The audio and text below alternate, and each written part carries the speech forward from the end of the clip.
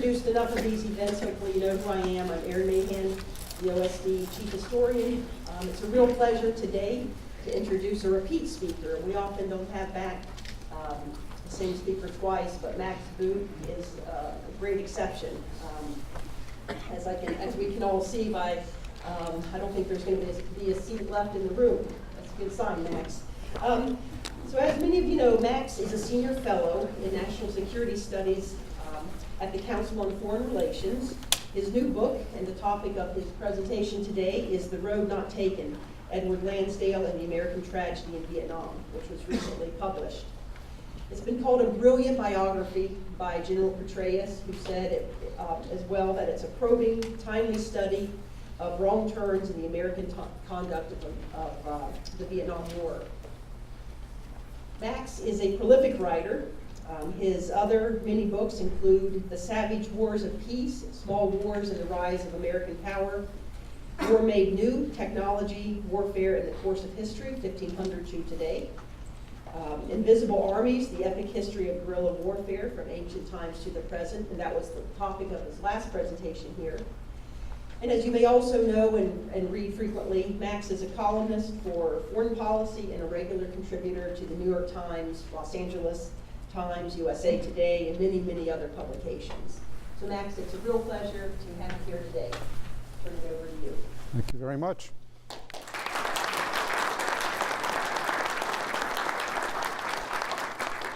Thank you, Erin. It's a delight to be back here with all of you and getting a chance to talk about my new book, The Road Not Taken. And obviously, I have to acknowledge right up front, probably what you're all thinking, that I made a massive mistake with the title of this book. If only I had called it Fire and Fury, it would just be flying off the shelves. Hopefully it'll do okay despite that.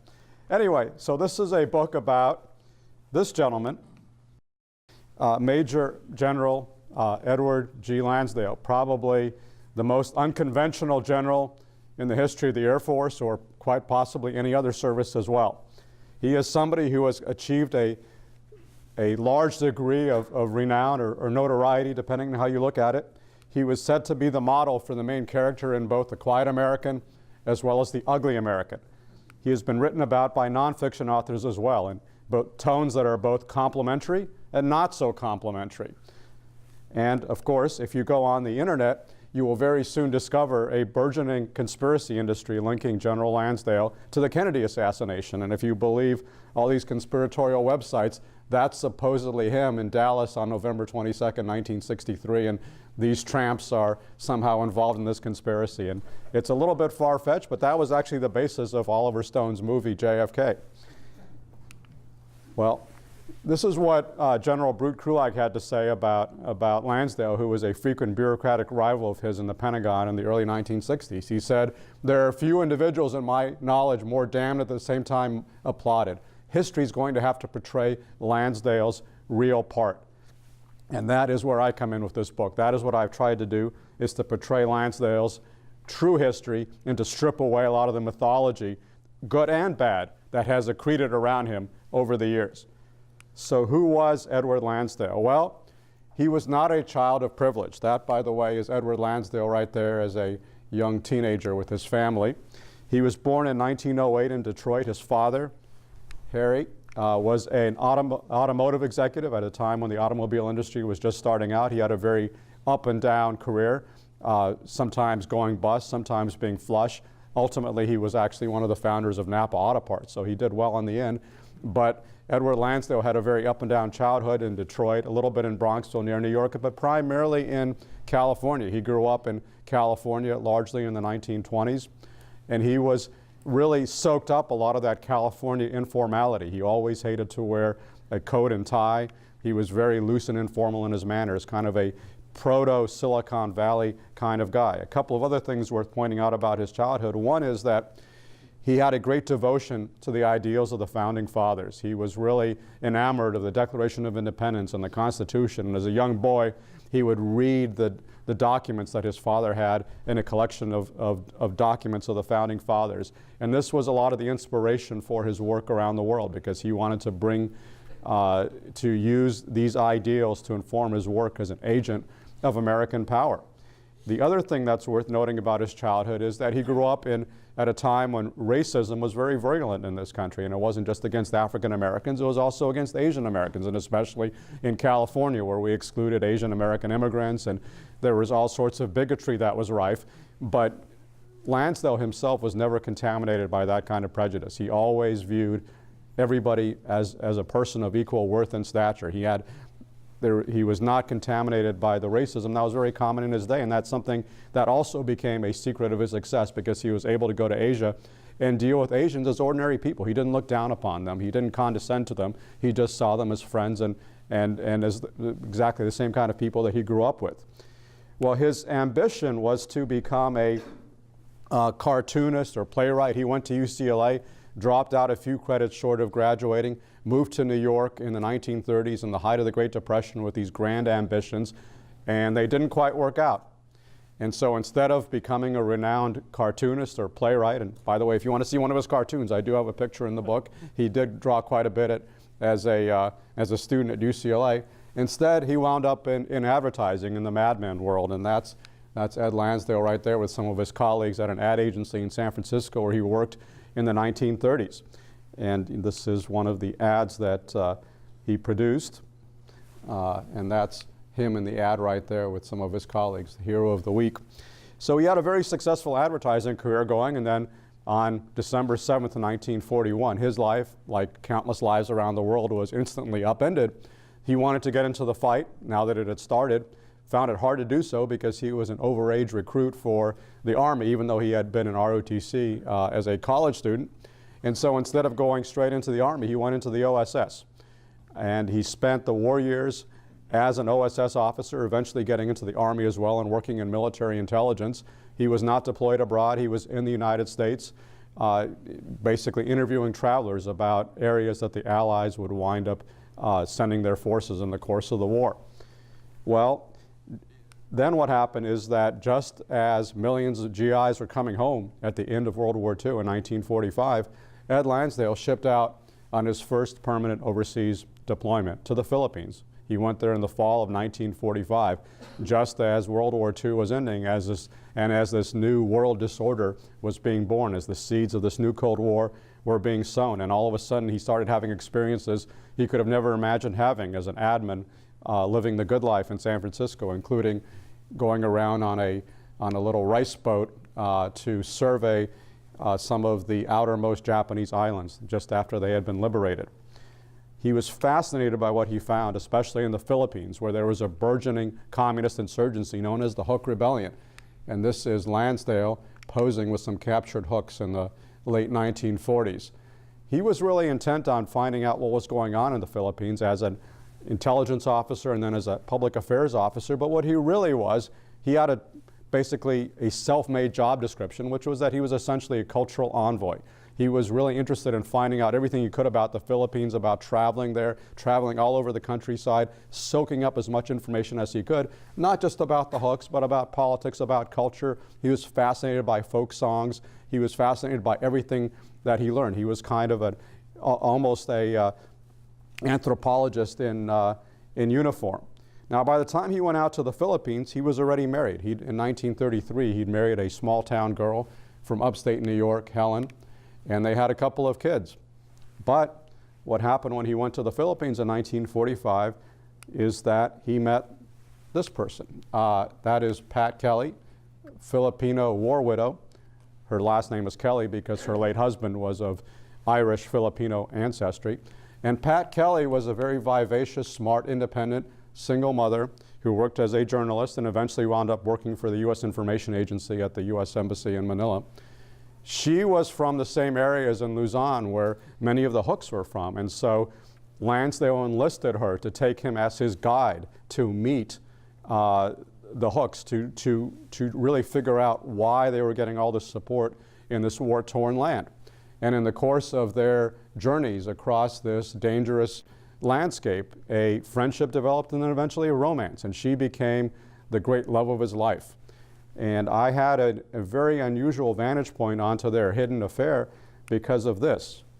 These letters that they exchanged over the course of many years, which nobody else had ever seen.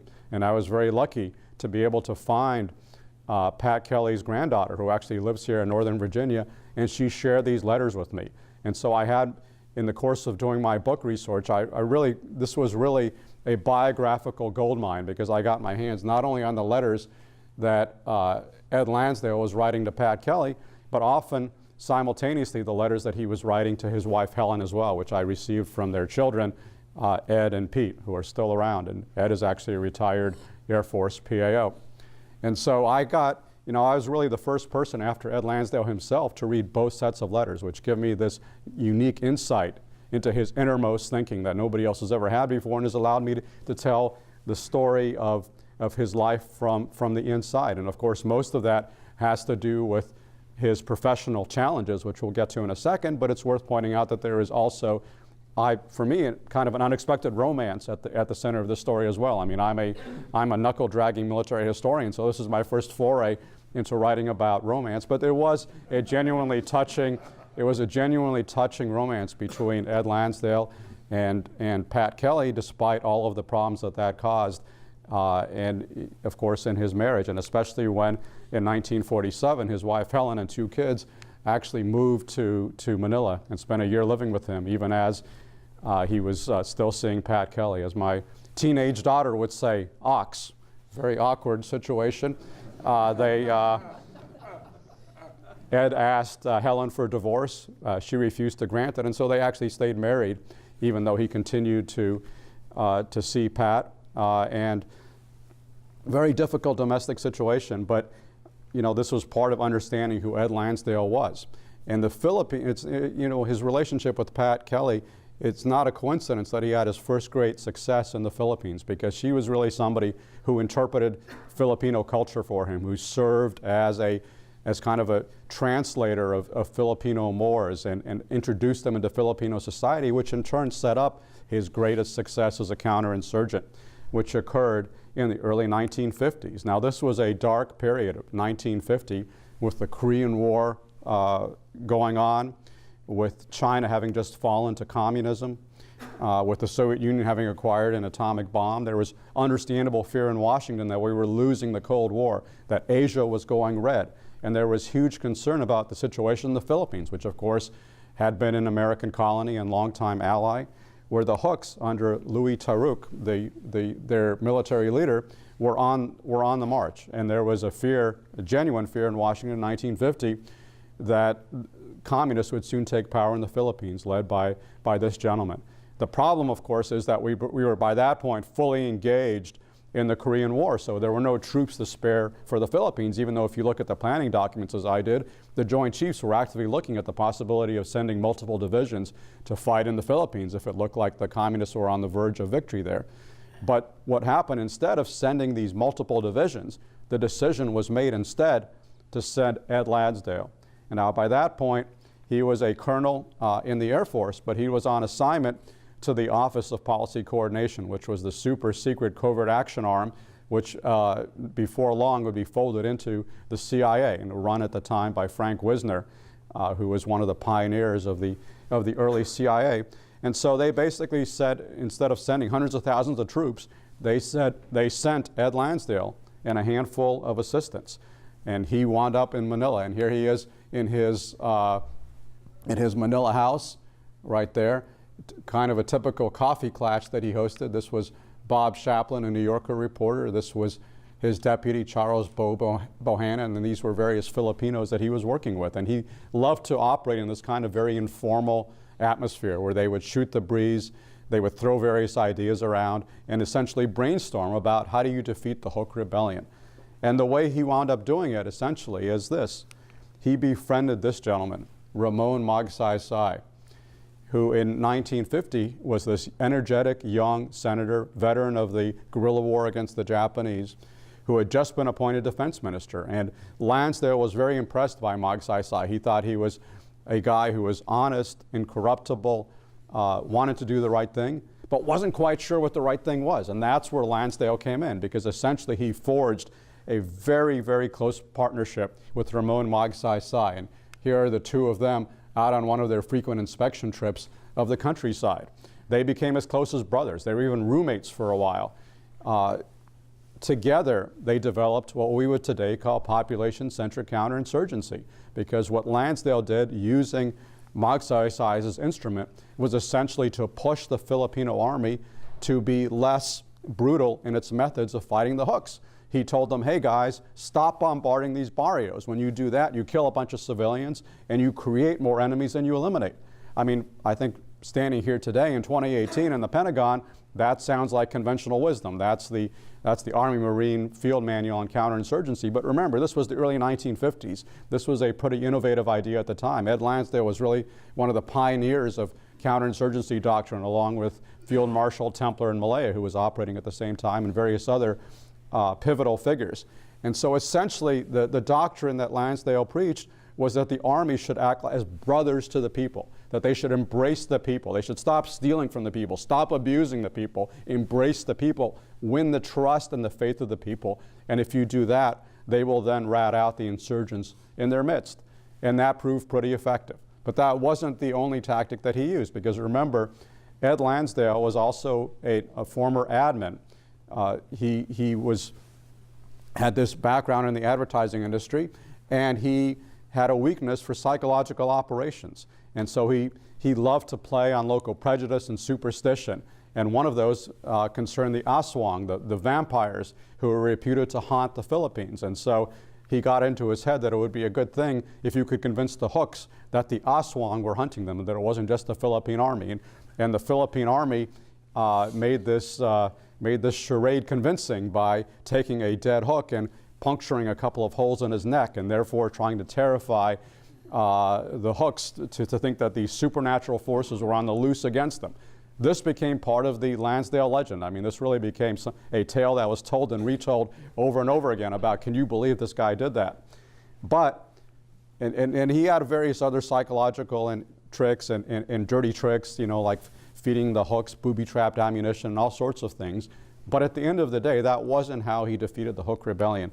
The way he defeated the Hook Rebellion was through the political process, because he understood that the key to the Hook's appeal was their slogan, which was bullets, not ballots. Because everybody in the Philippines in the early 50s knew that you couldn't trust the electoral process. It was corrupt, it was rigged, it was fixed.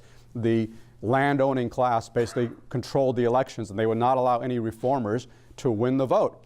And so Lansdale understood that you had to make people believe in the political process. And he did that by recruiting various Filipino civic organizations in order to safeguard the balloting process, to make sure that there was no fraud. And finally, what he did was he understood that the most popular political figure in the Philippines was Ramon Magsaysay. He was only defense minister, and he really needed to be president.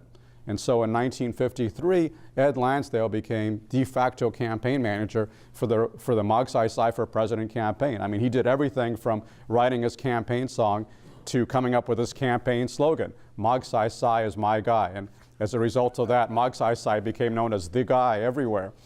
And one of the amazing treasure trove of documents that I had access to in the course of writing this book was the top secret, only recently declassified report that Ed Lansdale wrote right after the 1953 election to CIA Director Allen Dulles. And it's basically like, how do you win a foreign election 101? It's all right there in black and white. Fascinating document. But as a result of that, as a result of Magsaysay's election, an election that was free and fair, Lansdale wasn't stuffing the ballot box. He was just convincing people to vote for Magsaysay. As a result of that, he reversed the whole rationale of the hooks. Now that people realized they could achieve change through ballots rather than bullets, and the hooks gave up their struggle. Louis Taruc himself surrendered not long after Ramon Magsaysay was inaugurated as president, and that was the end of the Hook Rebellion. This was one of the great unsung victories in the Cold War that the U.S. achieved. And it wasn't achieved with hundreds of thousands of combat troops. It was achieved with Ed Lansdale and about a dozen assistants working in secret behind the scenes to essentially reshape Filipino politics. Now, as you might imagine, this made Ed Lansdale pretty popular in Washington in the 1950s. Here he is with Allen Dulles. And he became a great favorite of CIA Director Dulles, who loved these swashbuckling covert operatives like Kim Roosevelt, who was operating in Iran to restore the Shah and overthrow Mossadegh, and Ed Lansdale, who was operating in the Philippines to make Ramon Magsaysay president. And so his stature soared. He even had somewhat of a public profile by this point because a foreign ambassador in Manila had, after Ramon Magsaysay's victory, had nicknamed him Colonel Landslide, and that became one of his nicknames in Washington in the 1950s. Well, there was a new assignment waiting for Colonel Landslide in 1954, because that was the year when the French were losing the Battle of Dien Bien Phu, and Vietnam was being partitioned between North and South, with North Vietnam falling under the sway of Ho Chi Minh and the Communists. The concern in Washington is what was going to happen in southern Vietnam? How are we possibly going to create a non-communist state that would be viable despite the overwhelming military success that the Viet Minh and the Communists had just had against the French? Well, the answer to that was to be found in this gentleman, because what Allen Dulles did in 1954 is he told Ed Lansdale, go to Saigon and do what you did in the Philippines. Those were literally his marching orders. And so in the summer of 1954, he shows up in southern Vietnam, just as the state is being created, and a few weeks before the arrival of another important player, Ngo Dinh Diem, who was appointed prime minister that very summer. And that was at a time when very few people imagined that Diem would last 9 weeks, much less 9 years. He was this kind of crusty Mandarin who had been a minister under the French, had quit in disgust, had opposed both the French and the Communists, but had very little political base and very few prospects of success, because he was opposed not only by the Communists, but also by the French and by various religious sects in the countryside who controlled tens of thousands of militia fighters, whereas Diem was lucky to control Saigon itself in the way that people used to call Hamid Karzai the mayor of Kabul. In some ways, Ngo Dinh Diem initially was maybe the mayor of Saigon, maybe. And so Ed Lansdale set about trying to shape and to buttress Ngo Dinh Diem in the same way that he had done with Ramon Magsaysay in the Philippines. And how did he do this? Well, the secret of his approach really is very simple to state and much harder to do, which is that he would listen rather than lecture. And this, I mean, it sounds obvious, but we Americans and Westerners in general, we like to lecture, especially when we're dealing with much weaker allies in the developing world. We like to lay down ultimatums and say, do it this way or take a hike. And that wasn't the Lansdale approach at all. When he would be speaking with Diem, he showed endless patience. And that was not easy to do because, Diem became known for these hours-long monologues that drove most Americans to tears. They bored them to tears. They'd be standing there for hours listening to Diem drone on about the details of Vietnamese politics. Well, Lansdale had endless patience and probably a pretty strong bladder, because he would sit there for these hours-long monologues, and at the end of that time, he would say something like, well, that's very interesting, Mr. Prime Minister, Mr. President. If I understand what you're saying is X, Y, and Z. And by doing that, what he would essentially do is he would put his own ideas across as Diem's ideas. He would make Diem think that what he was saying was actually Diem's own insight. And that's a very simple, very obvious method of operating, but it was very effective because he cultivated Diem, he won his friendship, and then he gradually steered him in the direction that he wanted to go. And as a result of that, he won Diem's support for all sorts of undertakings that he wanted to do. For example, he thought it would be a good idea to encourage a massive migration of refugees from North Vietnam to South Vietnam, because this was possible in the 1954-1955 period. And so as a result of Lansdale's machinations, working with the U.S. Navy, which ran Operation Passage to Freedom, providing Navy transport ships to move these refugees, they moved almost 1 million refugees, predominantly Catholic, from North Vietnam to South Vietnam, thereby buttressing Diem's support in southern Vietnam. And of course, Lansdale used his PSYOP skills to try to encourage that kind of immigration. For example, he hired a soothsayer to predict bad fortune for North Vietnam and good fortune for South Vietnam. So he wanted to make sure that people had the idea that they should go south rather than north. He also was an early pioneer of what we would became known as civic action. In fact, he probably coined the term civic action.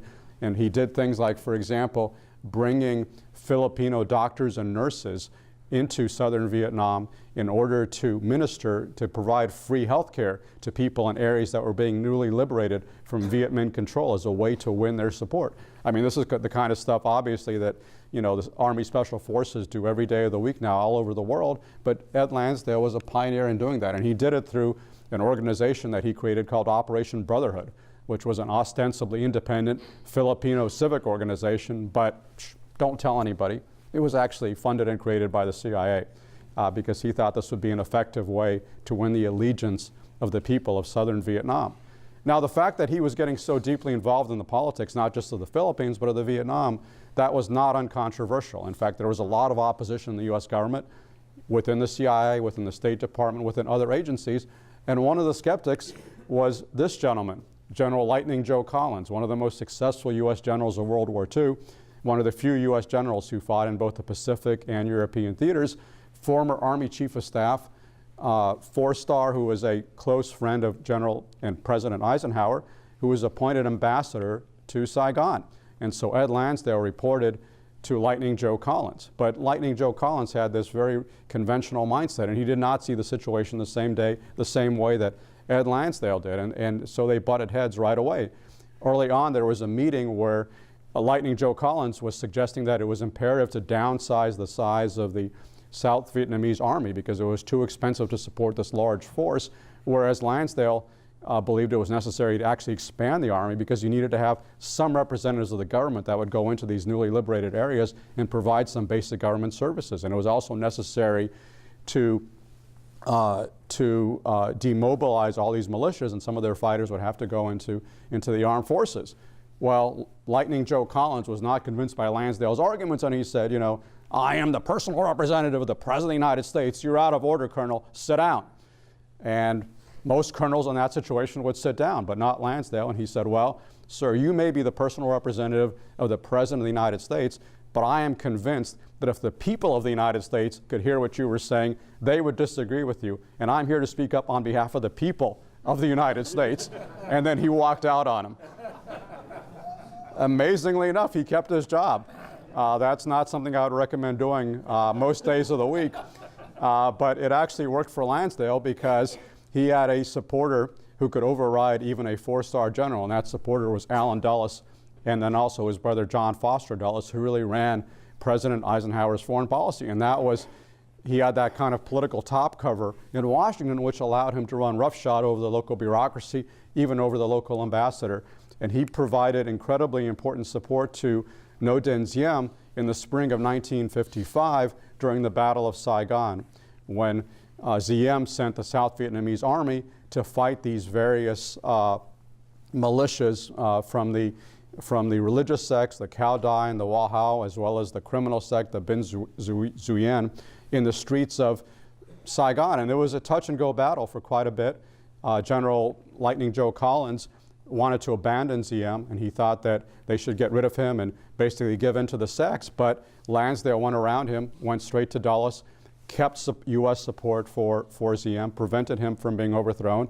And the result of that is that in some hard fighting, the sect armies were routed, and the situation was stabilized. And so that by the time that Lansdale left Saigon at the end of 1956, Ngo Dinh Diem was very much a going concern. He appeared to be a popular leader. He was known by Life magazine as the Miracle Man of Vietnam. And South Vietnam was seen as this great success story in the Cold War in the mid-1950s. Ed Lansdale came back to Washington, and again, he was, as he had been earlier, he was the flavor of the month, and here he is getting a medal from Vice President Nixon while his wife Helen looks on. He actually came to work in this building, and I don't want to disillusion anybody here, but he didn't like it. He liked being out in the field. He did not like being trapped here. He would often sit in his office and look at the flights taking off and landing from National Airport and think wistfully about how much he wanted to be back in Asia. He eventually rose to become what would today be known as the Assistant Secretary of SOLIC. He was an early pioneer in special operations. He pushed to give the Army Green Berets the counterinsurgency mission, which later became a defining characteristic for them. And then he won great favor with the Kennedy administration, because the Kennedys loved can-do guys who broke the rules, got the job done. They thought of, by that point, that the legend of Ed Lansdale was pretty substantial, because by that point the quiet American had come out, the ugly American had come out. He was the least secret agent in the world. He was known by people in Washington and the Kennedy administration as the T. Lawrence of Asia, or as the American James Bond. So he had this outsized reputation. And unfortunately, in some ways, that reputation would be his undoing, because the Kennedys had an exaggerated idea of what somebody like Ed Lansdale could do. And they turned for him when they wanted to get rid of Fidel Castro, because after the failure of the Bay of Pigs in 1961, this became an obsession for the Kennedys. They wanted to get rid of Castro because he had humiliated them at the Bay of Pigs. So how do you get rid of Castro? Well, they didn't want to send U.S. forces into combat. They didn't want to invade Cuba. They wanted some kind of magical covert action solution. And in Washington in 1961-62, if you wanted a successful covert action, who do you turn to? You turn to Ed Lansdale, the guy who had been so incredibly successful in the Philippines and in southern Vietnam. And never mind that he had no connection to Latin America, he never worked in Cuba, and his success was really in buttressing regimes rather than overthrowing regimes. All of these qualms were kind of overlooked because of the growing legend of Ed Lansdale. And so at the end of 1961, he was appointed to run what became known as Operation Mongoose, which was an interagency effort to overthrow Castro or possibly kill Castro. They weren't too particular about how they got rid of him. They just wanted to get rid of him. And so Operation Mongoose came up with all sorts of brainstorms. This was, for example, a CIA PSYOP effort creating a mascot for the anti-Castro resistance called Guisano Libre, because Castro called his opponents worms, and so they tried to play off of this by having Free Worm be the symbol of the resistance. And here is a propaganda poster showing, Free Worm cutting power lines in Cuba. This brilliant, maybe this was brilliant advertising, but it didn't get very far. It obviously did not achieve its results. Operation Mongoose failed miserably. The one thing it achieved was it actually generated some of the intelligence which allowed policymakers to understand that the Soviets were putting nuclear missiles into Cuba. But after the end of the Cuban Missile Crisis, Operation Mongoose was disbanded, and Ed Lansdale was essentially sidelined. And he was, because of his failure to achieve these miraculous results to overthrow Castro, he was left naked before his bureaucratic enemies, of whom the foremost of them was his own boss, Secretary of Defense Robert McNamara. Now, these guys were like oil and water. And they got off to a terrible start, and it got worse from there, because basically Ed Lansdale's introduction to Robert McNamara was in the winter of 1961, when McNamara just took over. Lansdale just returned from a trip to Vietnam, and he walked into Lansdale's office and dumped a load of these weapons caked in mud and blood on his desk. Very simple weapons, spears and rusty muskets and so forth. Dumped them on McNamara's immaculate, polished desk, and said, Mr. Secretary, I just came from Vietnam and I brought some weapons to illustrate the danger that we face, because these are the kind of weapons that our enemies are using to fight against us. They wear pajamas. You would not recognize them as soldiers, and yet they are being incredibly effective. And in many ways, they are licking our side, the troops that we have equipped and trained as a mirror image of our own army. And how are they doing this? It's because they have the power of an idea, the power of an ideal. And we're not going to defeat them through sheer firepower. We have to offer an ideal that will beat their ideal.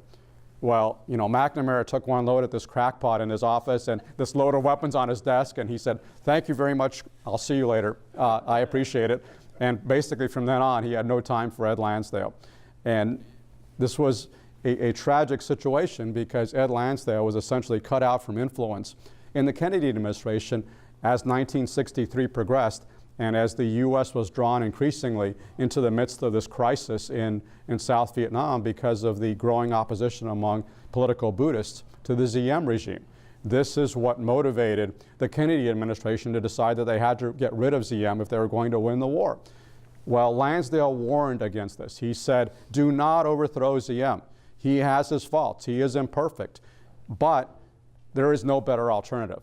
What he suggested instead is that he be sent over there to Vietnam to sideline Diem's conspiratorial brother, No Dinh Nhu, who was pushing for a more fascist type of state. But he said, you know, I know the generals, please do not back their coup. They are not capable of ruling any more effectively than Diem is. They are more corrupt, they are less effective, they will be less legitimate, things will be a disaster if you overthrow Diem.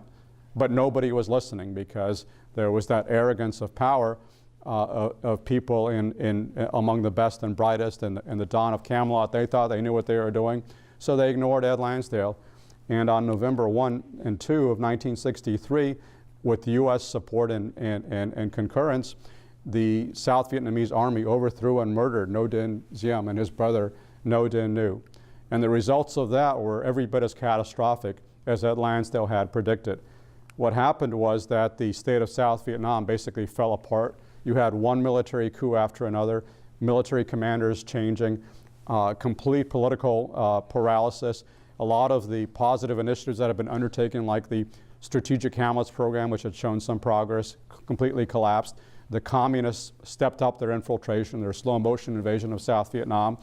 And so by 1965, Lyndon Johnson decided he had no choice but to send American combat troops to prevent South Vietnam from falling. And that was the last thing that Ed Lansdale ever wanted to see. He never wanted to see hundreds of thousands of Americans thrashing around the jungles of South Vietnam, killing and being killed, and with free fire zones and all the rest of it. That is, he wanted to support South Vietnam, but he thought the way to do it was with advisors to help them build up a stable, political, and legitimate state that could defend its own freedom without having Americans do the fighting for them. But his advice was disregarded, and so we were plunged into this massive war in the jungles of Southeast Asia. Well, in 1965, Ed Lansdale, by then retired forcibly from the Pentagon, went back to help as a civilian. That's him arriving in Saigon in 1965 to work as an assistant to this man, Ambassador Henry Cabot Lodge. And this was not a happy marriage, because Henry Cabot Lodge was the very same ambassador who had overseen the coup that had overthrown and murdered Lansdale's friend, No Dinh Diem. He later said this was one of the greatest mistakes of his life to have gone back and worked for Henry Cabot Lodge, who had a lot of arrogance but little understanding of South Vietnamese society. Ed Lansdale did try to cultivate support, but unfortunately his chief supporter in the administration was Vice President Hubert Humphrey, who had almost no influence over the Lyndon Johnson administration and their conduct of the war. He also tried to cultivate Win Cao Ki, who was this very flamboyant Air Force Vice Marshal in South Vietnam, who was the Prime Minister and then the Vice President, but he lost out on a power struggle to another general named Nguyen Van Tu. And so Lansdale was simply not able to exert the kind of influence in the mid-60s that he had exerted in the 1950s, when he had a potent local protege in Diem and he had potent support in Washington from the Dulles brothers. All of that was lacking. And increasingly he was sidelined as it became a big war, as the big green machine took over the conflict, and it became a war of B-52s and of free fire zones and harassment and interdiction fire, all the horrors of the height of the Vietnam War that we're all familiar with. I'm sure some of you are very personally familiar with. Lansdale was very frustrated because he knew that the progress that was being reported by General Westmoreland was an illusion, because Westmoreland imagined that he could actually kill his way to victory, that he could actually reach this fabled crossover point where he would be killing the Viet Cong faster than they could be replaced. And Lansdale was convinced that would never happen. He was convinced that there was no way to basically bomb our way out of this conflict, that the only way to prevail was to try to make the government in Saigon more effective, legitimate, popular, and more able to mobilize its own population. But his advice was consistently ignored because Westmoreland and the rest thought they knew what they were doing.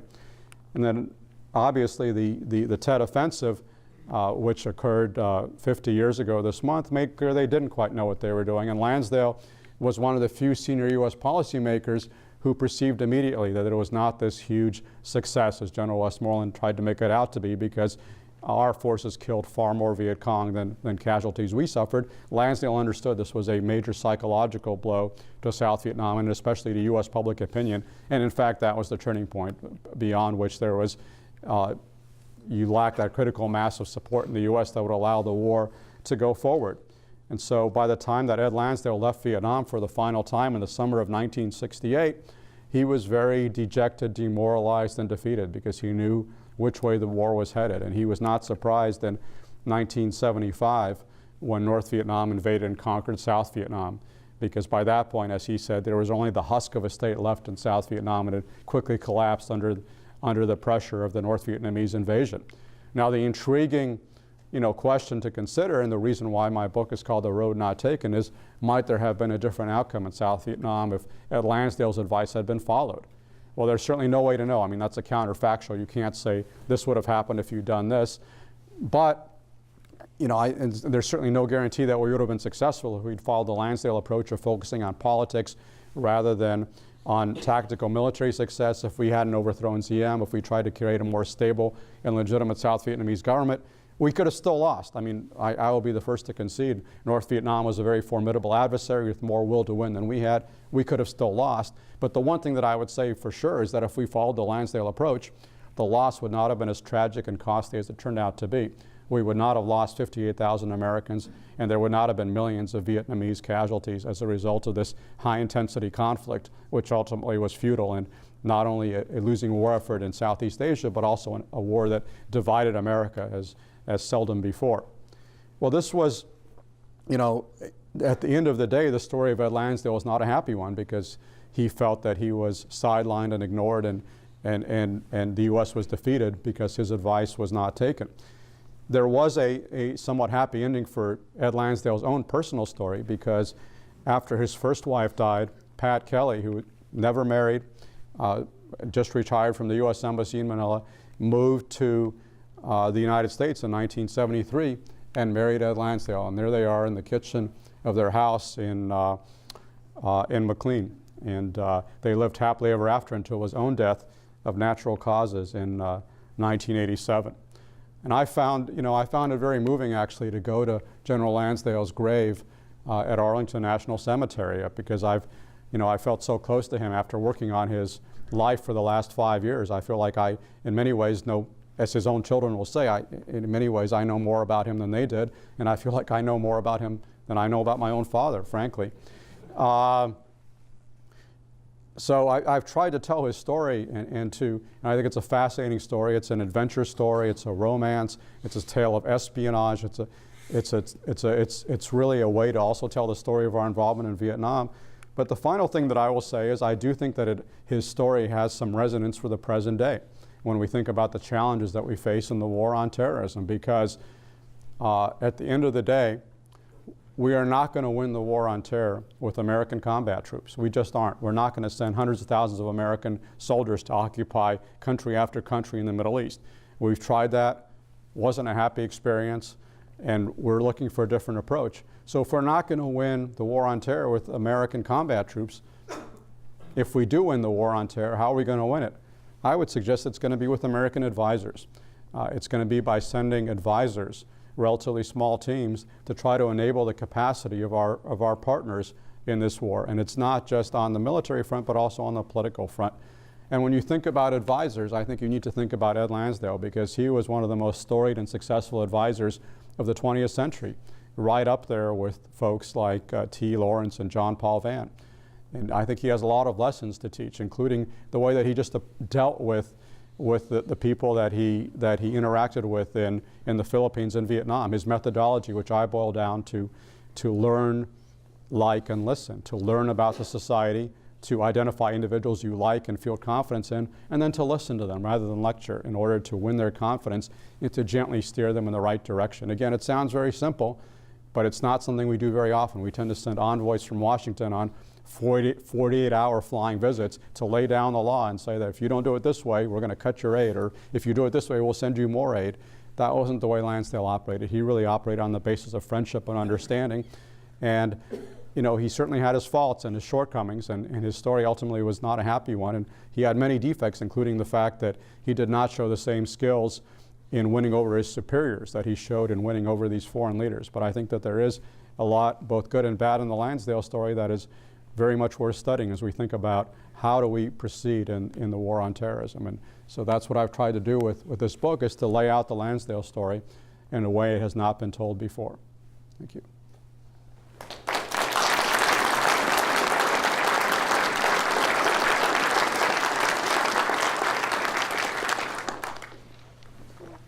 Please, yeah, delighted. Questions? Sir? Yes, thank you very much, Max. I appreciate what you said. I'm particularly curious how you would advise me to apply these lessons to the situation where militant Islam is the threat and people are religiously motivated as to ideologically motivated in the conflicts that people are dealt with. Well, I don't know if everybody heard the question. It was about how do you apply the lessons against an adversary who is religiously rather than politically motivated, of course, jihadist extremists.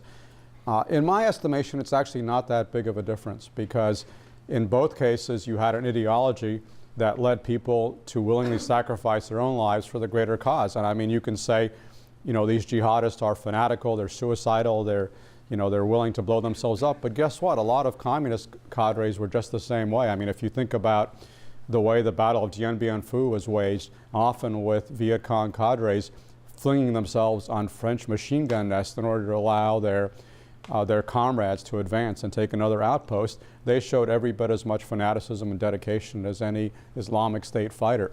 And I would say that the commonality with both jihadism and communism is that although in both cases they are very virulent ideologies that provide a motivation for violent action, they really only take root in places where there is state failure. Now, you look at a place like Switzerland, you never have to worry about any kind of insurgency in Switzerland, whether it's going to be communist or jihadist or whatever. People are pretty damn happy. They like their government. They have good lives. The places where these insurgencies flourish are pretty screwed up countries, whether it's Russia in 1917 or Syria today or Somalia or Afghanistan or Iraq, you name it. Basically, state failure is what allows insurgency to become a major threat. And the way to combat it, I think Ed Lansdale basically had the essential insight, is that you have to offer a better idea. You have to be able to outgovern the insurgents, that you're not going to win just by killing the insurgents. And I think that's an insight that has been proven time and again, whether it was in Vietnam or more recently, where, I mean, just think about how many insurgents, how many jihadists we've killed since 9/11, certainly hundreds of thousands, and yet at the end of the day, there's more of them than ever before. They're not going away. We can win temporary battles against individual groups for a certain period of time, but then they spring right back up, you know, in the way that Al-Qaeda in Iraq became ISIS. And, you know, a few years down the road, we'll probably see ISIS 2.0 or 3.0, depending on how you're counting.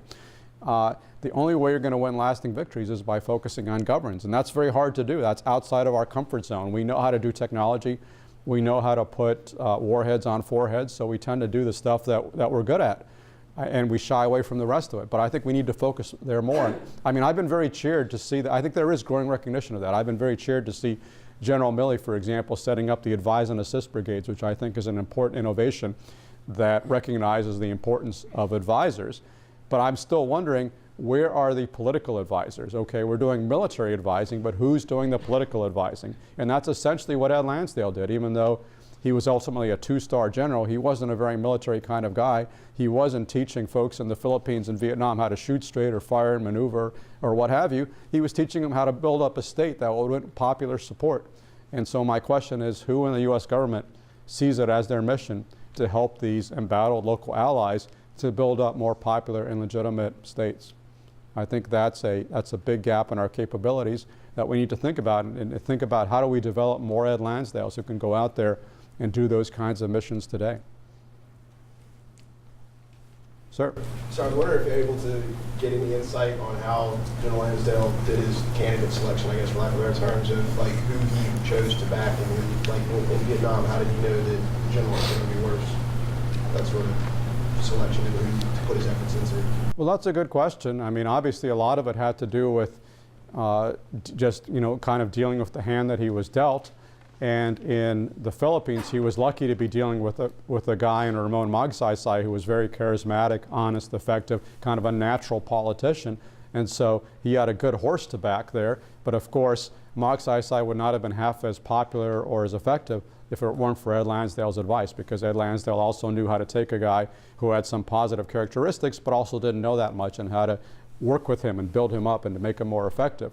Of course, in the case of South Vietnam, he had a less effective proxy in Ngo Dinh, who was reclusive, who was kind of bookish, who was not a charismatic figure, who was kind of this classic Confucian Mandarin, not as effective a politician, although it's worth saying that, you know, Diem's most effective years were those under Lansdale's tutelage, because Lansdale kind of moved him outside of his comfort zone and got him to do things like go outside of the presidential palace and go among the people to be a more effective and popular leader. And then when Lansdale left Saigon at the end of 1956, nobody else really replaced him in that role, because we didn't think that was our job as the U.S. government to be doing that. As a result of that, Ngo Dinh fell increasingly under the sway of his conspiratorial brother, really a kind of Southeast Asian Mussolini, Ngo Dinh Nhu, and we lost our ability to persuade him to govern in more consensual fashion. That led eventually to the major break and the crisis in 1963, resulting in the coup that overthrew Diem. Kind of an interesting footnote to the story, and it's really interesting how little we still know about the political history of South Vietnam. But in the mid-1960s, when Lansdale was on his second tour in Vietnam, he actually tried to cultivate a Mock Si-like figure, a general named Nguyen Duc Thanh, who was known as one of the most incorruptible and effective generals in the ARVN, the Army of the Republic of Vietnam. And he thought that General Thanh would become this new Mock Si who would mobilize popular support for the regime in South Vietnam. And he may well have been able to achieve that, except for the fact that he fell out of favor with his fellow generals, and he was essentially purged in 1968, and so had no chance to achieve political power. And that was another road not taken, was, you know, what if Lansdale could have engineered somebody who would be more popular than the military junta that actually wound up ruling South Vietnam. Very, very hard to do, though, obviously. Sir? In your research for your the book, The Road Not Taken, did you come across any interaction between Ed Lansdale and Bill Colby? Absolutely. Lansdale and Colby, they were actually fans of one another. Colby in the 1970s wrote a magazine article in which he was asked to name the top 10 spies of all time, and one of the spies that he named was Ed Lansdale, even though Ed Lansdale was not a conventional spy, because he wasn't somebody who stole secrets. He was really a covert action operator, and that's actually one of the interesting parts of the story, is that he was in a constant culture clash with the entire U.S. government, including with the CIA, because the CIA methodology back then and even today is to control assets, right? They want to recruit agents, they want to blackmail them, they want to pay them off, they want to get them to sign a contract to work for the CIA and steal secrets for the CIA. And that wasn't the way Lansdale operated. He said, I don't want to do that. I don't want to control assets. I want to make friends. And I'm going to make these friends, and I'm going to go ask my friends, and they're going to give me more information than you're going to get by paying a cleaning lady to steal documents from the presidential office, which was an actual CIA operation in the mid-50s, by the way. So he was very much at odds with kind of the mainstream of the CIA, just as he was at odds with the mainstream of the military, which believed that firepower was going to win this war. Colby was one of the few people, I think, who was sympathetic to his outlook, and I think they had similar outlooks, which Bill Colby tried to implement when he took over Accords in 1968, at the same time that Creighton Abrams took over MACV from General Westmoreland. But by then it was really too late, because you'd already lost popular support in the U.S. For the war effort. By the way, I should add, if we're talking about people that Lansdale was associated with, I should have mentioned that one of his proteges was a fellow named Dan Ellsberg. And I was tickled pink to see, if you've seen the new movie, The Post, the very first lines of dialogue in that movie show Dan Ellsberg out there with the Marines and the boondocks in Vietnam in 65, probably 66. And one Marine says to the other, "Who's the long here?" And the reply is, "That's Ellsberg. He works for Lansdale at the embassy." And that's exactly right. Ellsberg was a protege of Lansdale's, who of course subsequently embarrassed him with the Pentagon Papers, a lot of which concerned Lansdale's own activities in the 1950s. Sir. Could you just give a little more background on his OSS work in the U.S. during war? I mean, how did he get into the work? You said he was interviewing people, and did that, do you think, help develop that skill of listening? And did he Yes. get any special training to do that? He really didn't get any training. He was kind of self-taught. I mean, one of the amazing things about Ed Lansdale is he had basically no military or intelligence training of any kind. I mean, he didn't go to the Command and General Staff College. He didn't go to War College. I mean, he dropped out of UCLA. That was his training. He basically got a degree from the School of Hard Knocks, I guess, on-the-job training.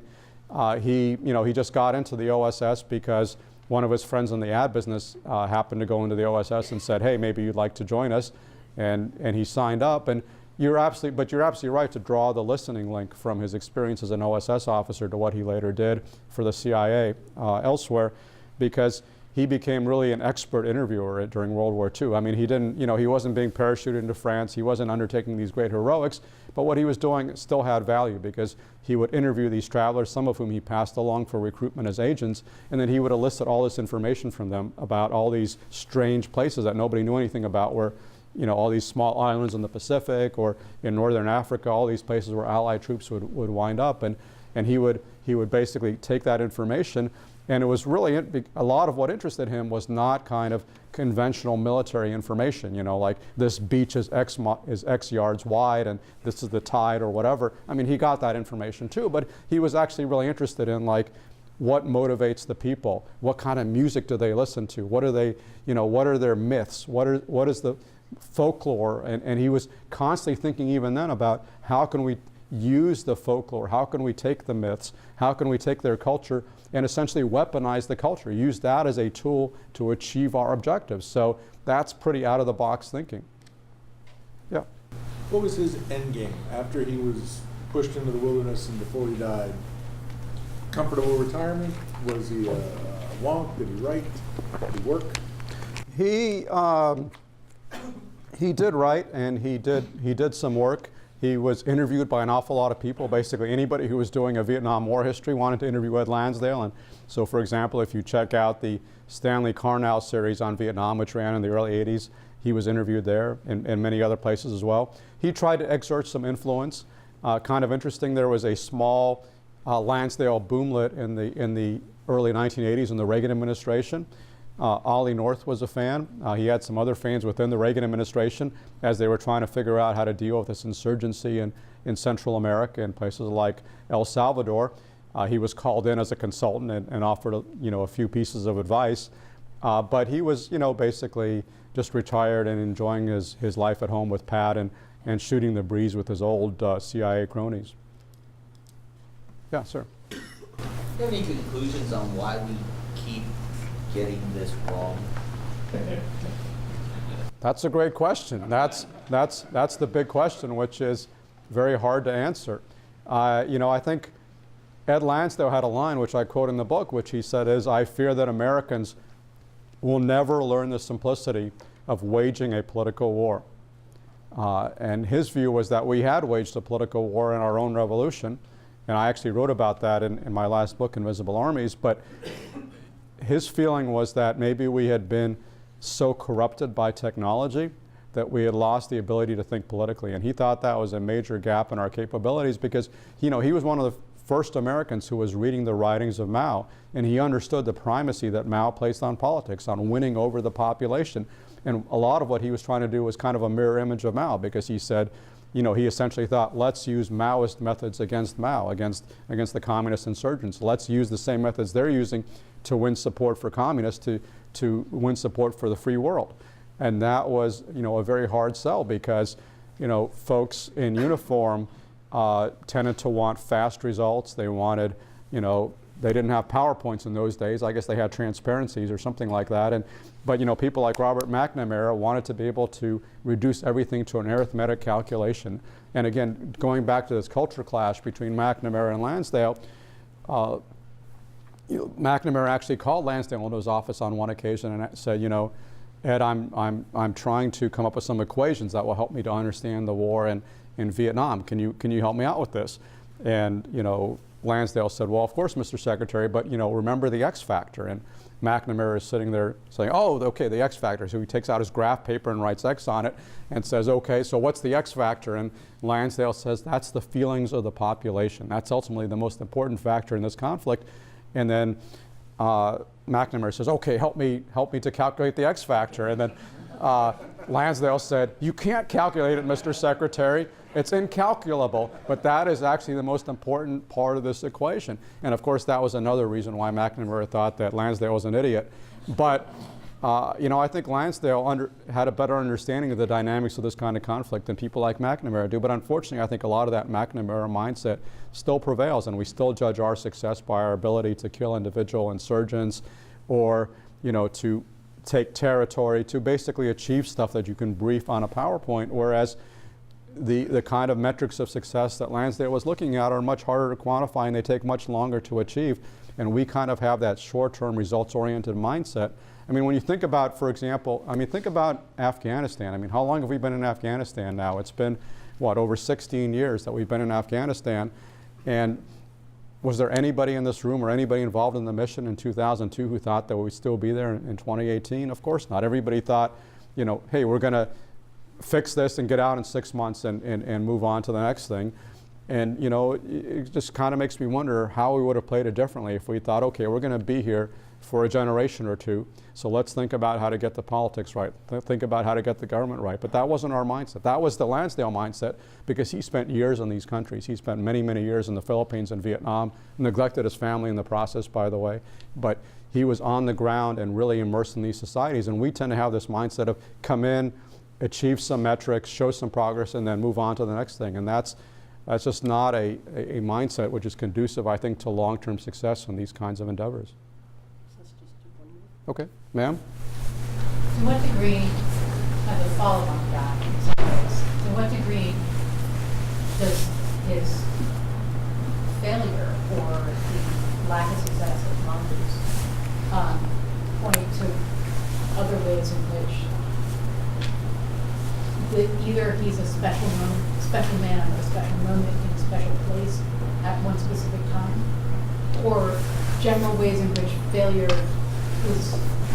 happens in the sort of winning the hearts and minds and coming in with a better idea or selling a better idea or out-governing. Well, you can certainly make the case that obviously Ed Lansdale was a special guy, and he needed a special set of circumstances to be at his peak effectiveness. And you can certainly make the case that that set of circumstances existed in the Philippines in the early 50s, and it existed to a lesser extent in Vietnam in the mid-50s, and not at all in Vietnam in the 60s, and it didn't exist in Cuba either in 1962, 1963. I think that's very accurate. I mean, I don't want anybody to succumb to the kind of illusions that the Kennedy administration had about Ed Lansdale, that he is this miracle worker who can make governments rise and fall with a few notes from his harmonica, which he was famous for playing. Obviously, to be effective, he had to be immersed in the society, and the circumstances had to be right. But I think that, today we really need some of that same skill set, without imagining that, there's going to be some latter-day Lansdale who'll go in and fix this massive problem, and it'll all be solved in a couple of years, and we can move on. It's very rare to replicate the kind of amazing success that he had in the Philippines in the early 1950s, and that was an unusual circumstance. But I still think that even though it's going to be tougher going in most places, I still think that we need people with some of that Lansdalean mindset. And by the way, one of the things I should have mentioned is Lansdale was not a student of languages. He was as horrible as the average American at speaking foreign languages, which is to say he didn't speak any. And in Vietnam, he had to actually work through a translator. So he was not a linguist like T. Lawrence or others. And he wasn't happy about that. I mean, he wished that he had more success with languages, but his success was really he found he was still able to understand the local culture, and more importantly, to empathize with the local people. And he really used empathy, I would say, and emotional intelligence as a weapon of war in a way that very few others have done. And I think that's the continuity that we should think about. That's a characteristic that we should try to implant. And you know, when I said this a few days ago, I actually, you know, a CIA veteran came up to me and said, you know, that is actually the skill set that CIA case officers are taught to have. I mean, they are taught to win over people. And I think there is some truth to that, but I think, you know, folks in the military should think about how to do that. Folks in the State Department should think about how to do that, because I think that's actually a very, very powerful tool that we need to use much more widely in our government.